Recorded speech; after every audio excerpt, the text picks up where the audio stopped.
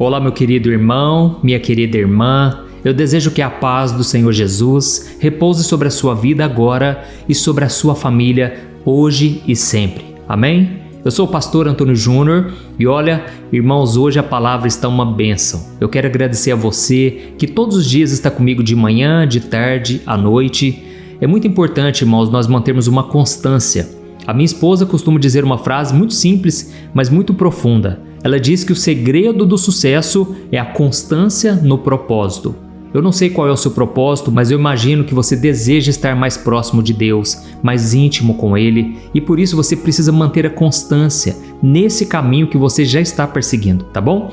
Por isso convide mais pessoas também para participarem dessa corrente de fé, de oração. Hoje eu quero falar com você sobre a importância da obediência para você receber os milagres que você tanto tem pedido a Deus. Olha, irmãos, muitas vezes Deus já tem falado conosco, Deus já tem entregado palavras de direcionamento. O problema é que nós muitas vezes não queremos obedecer. Eu costumo dizer que saber qual é a vontade de Deus para a nossa vida não é tão difícil. O difícil é a gente renunciar à nossa vontade para fazer a dele.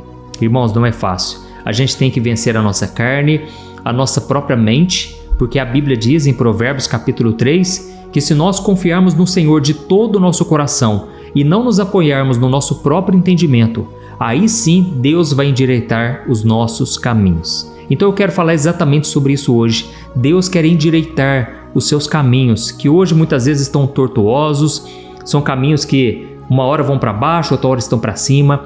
Deus quer alinhar a sua vida, Ele quer tirar toda a bagunça, toda a confusão, mas para isso você tem que obedecer a palavra do Senhor. Então eu vou te contar aqui agora 2 exemplos de homens. O primeiro, ele relutou muito, ele não queria obedecer, mas depois que ele obedeceu, aconteceu algo surpreendente. E o segundo exemplo, ele obedeceu prontamente, e você vai ver o que Deus fez. É incrível como a palavra de Deus, irmãos, ela se renova. Talvez você já conheça essa história, mas é impressionante como Deus, ele sempre direciona para uma fase da nossa vida, e aquela palavra volta com muita força e ela traz a transformação que a gente tanto precisa. Amém? Eu já vou ler para você essa passagem.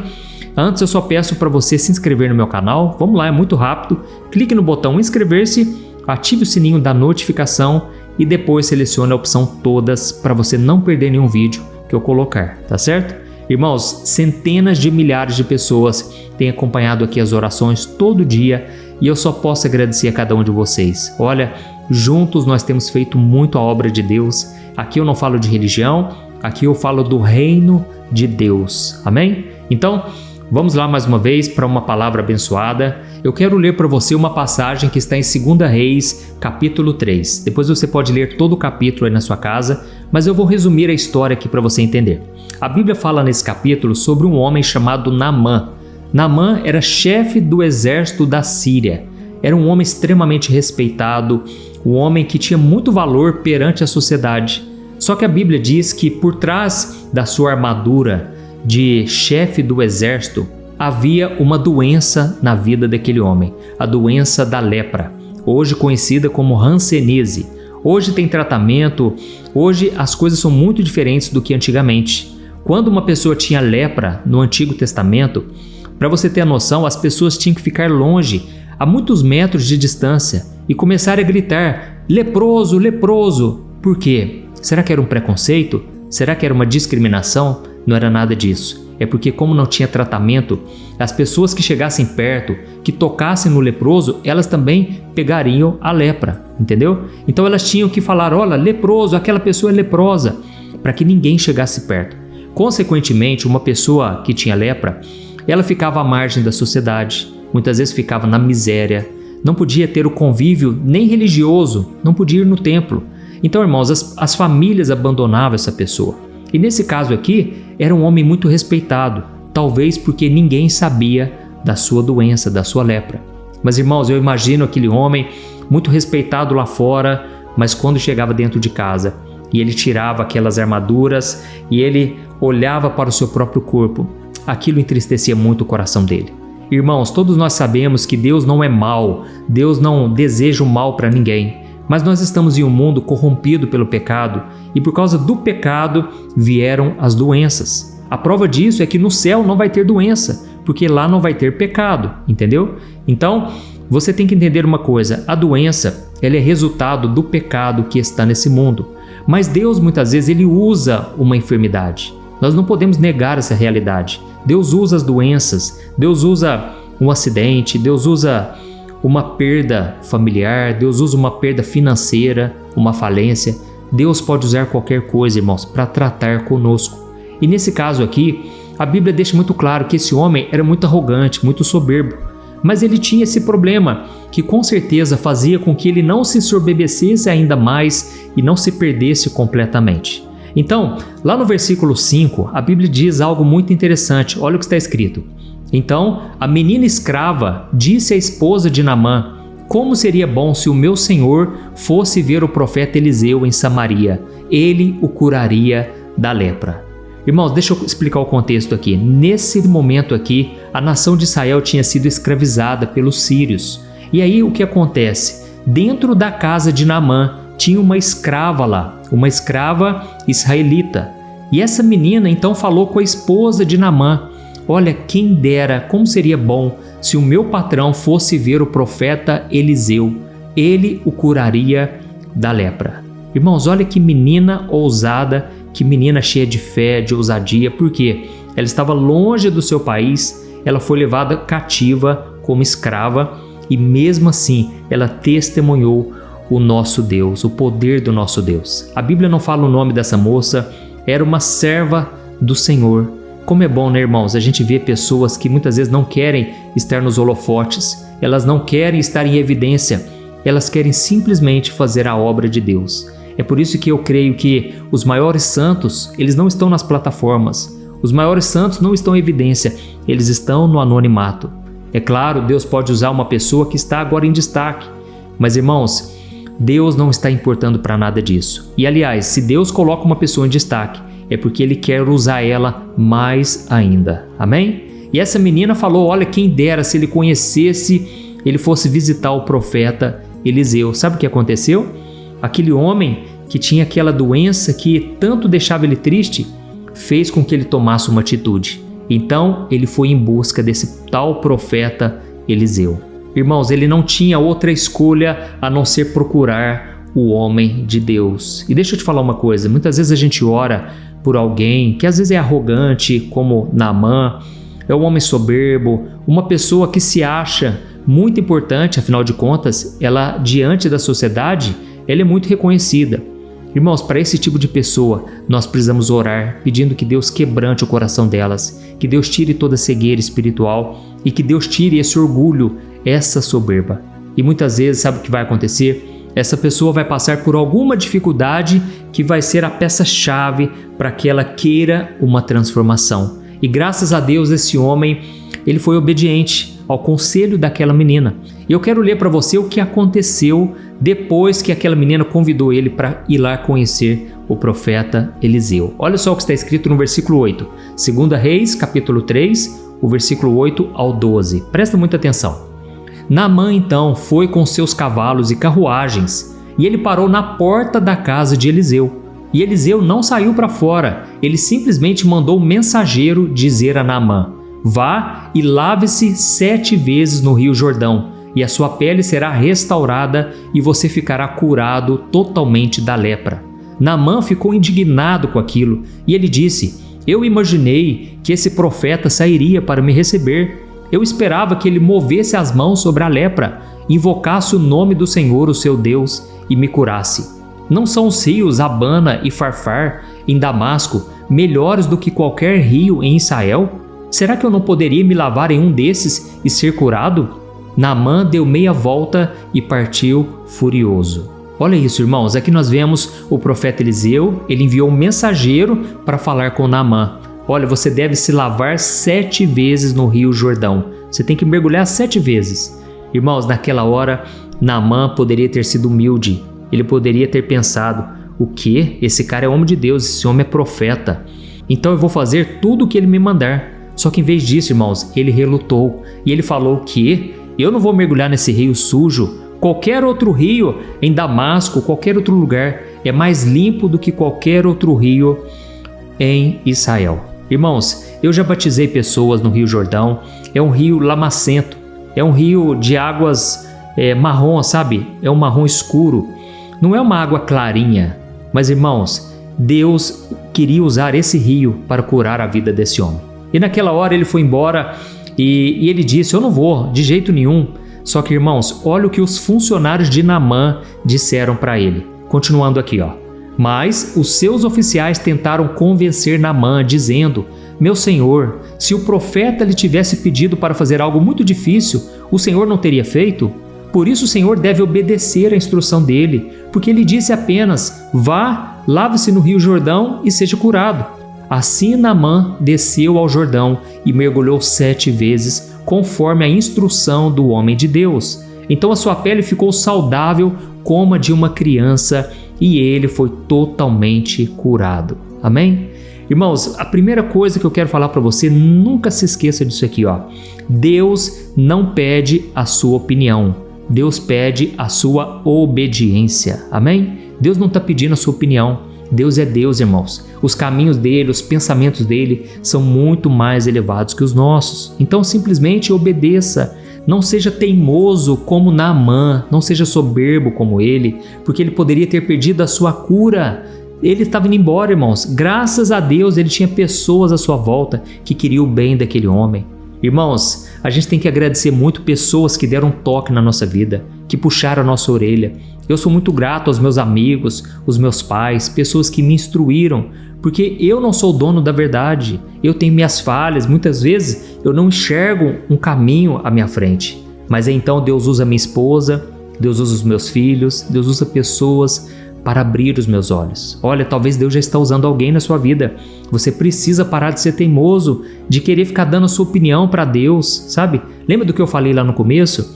Provérbios capítulo 3, o versículo 5, que diz assim, ó, não confie no seu próprio entendimento, mas reconheça o Senhor em todos os seus caminhos e Deus vai endireitar os seus caminhos. Olha, tem que ser uma parceria, irmãos. Você faz a sua parte e Deus faz a dele. Não queira somente ficar orando e achando que Deus tem que fazer do seu jeito. Não é assim. Às vezes a resposta não está vindo porque você está travado. Você só ora desse jeito. Tem que ser assim. Você coloca data para Deus.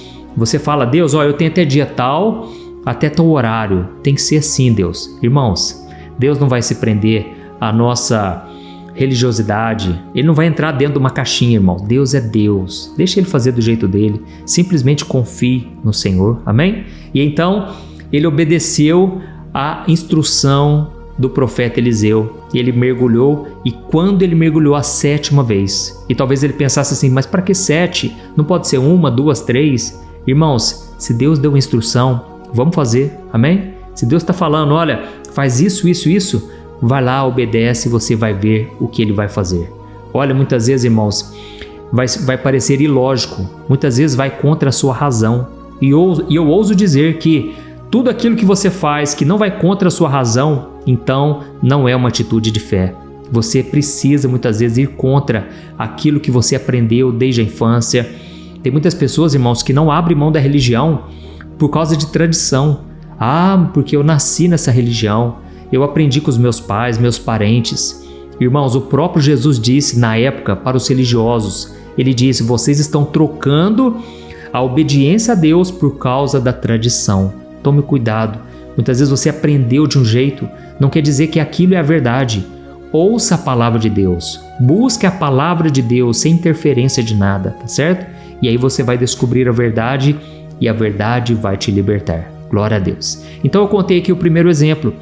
Naamã, ele resistiu, mas ele foi lá e obedeceu e o milagre chegou. Eu vou contar um outro exemplo aqui, um contraste muito grande, que foi na vida de Gideão.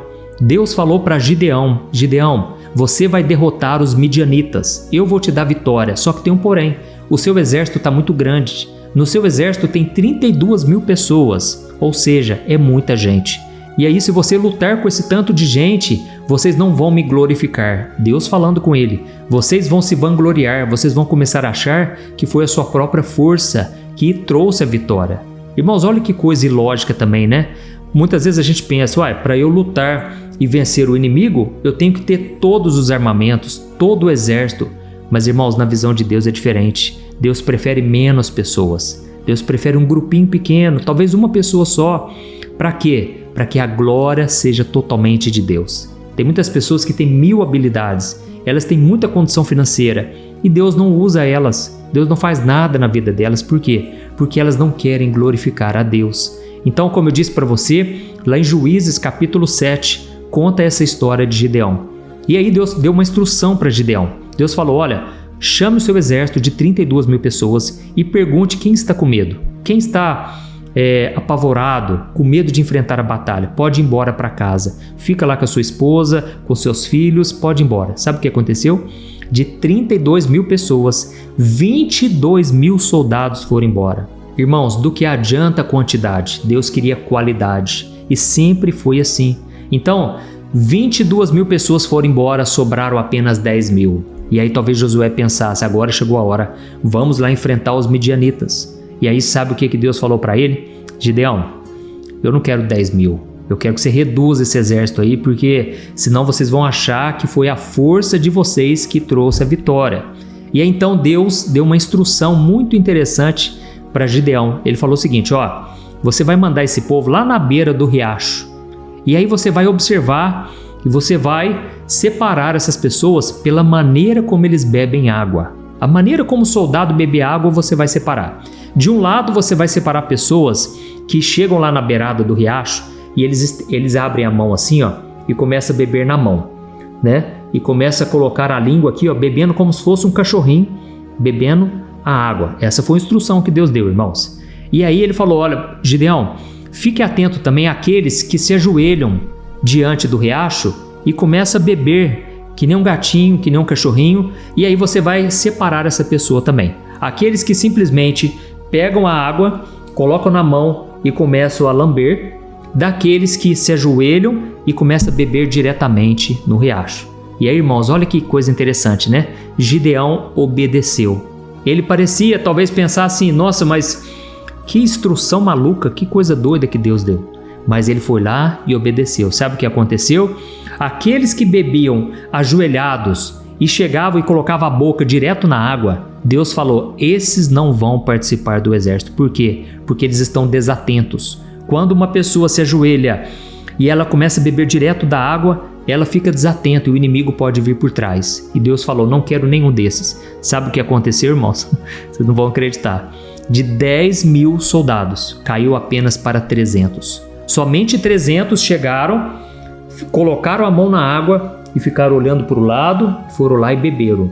Ou seja, estavam atentos. E Deus, irmãos, Ele precisa de pessoas que vigiem. Nós estamos chegando numa época em que aqueles que não vigiarem vão cair, vão perder a batalha. E Deus quer poupar a vida de vocês, a minha vida. Por isso, Ele está pedindo, vigie, ore bastante, tá certo?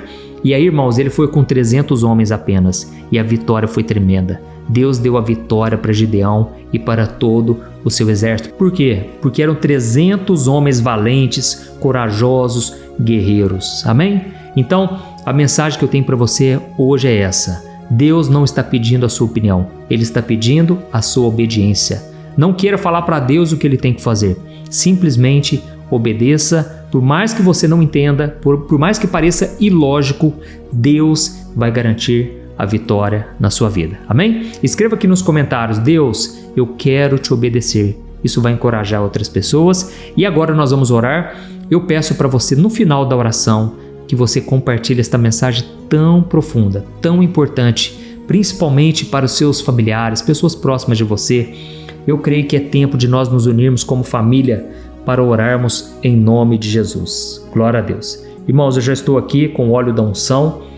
Eu quero derramar esse óleo, ainda que pela fé, na sua vida. Eu creio que o Senhor vai te garantir a vitória em nome de Jesus. Feche os seus olhos, eu quero orar por você agora. Glória a Deus. Senhor, meu Deus e meu Pai, eu quero te louvar por esta palavra abençoada. Pai, obrigado por mais um dia de vida. Obrigado, Senhor, porque nós temos o privilégio de aprender mais da Tua Palavra. A Tua Palavra é a verdade, é lâmpada para os nossos pés. Como é bom, Senhor, aprendermos com os erros dos outros para não cairmos nos mesmos erros. Senhor, nós queremos Te obedecer, nós queremos ser fiéis até o fim. Queremos, meu Pai, estar dispostos a fazer a Tua vontade, não a nossa. Oh, meu Deus, não queremos viver de acordo com a nossa própria inteligência, com a nossa força. Nós queremos te glorificar, meu Pai, seja no pouco, seja no muito. O teu nome tem que ser glorificado na nossa casa. Santifica o teu nome, Senhor, através de nós, através do nosso testemunho, na nossa casa, no trabalho, na escola, onde nós estivermos, meu Pai. Nós queremos te glorificar e reconhecer que tudo vem das tuas mãos. Nós não temos força suficiente, não temos capacidade para vencer o inimigo, mas o Senhor é fiel e tem nos dado a vitória.